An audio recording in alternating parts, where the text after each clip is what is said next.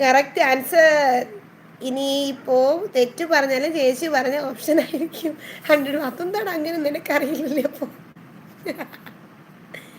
നിനക്കറിയില്ല അല്ലേ, അതുകൊണ്ട് ഞാൻ പറഞ്ഞത്. കൊള്ളടാ കൊള്ള. ഞാൻ ഒരു ചോദ്യം ചോദിച്ചു.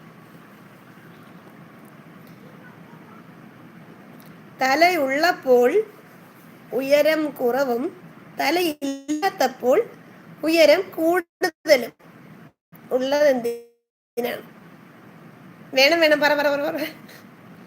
കോമഡി കോമഡി അല്ല, കോമഡി ഒന്നും പറയാം.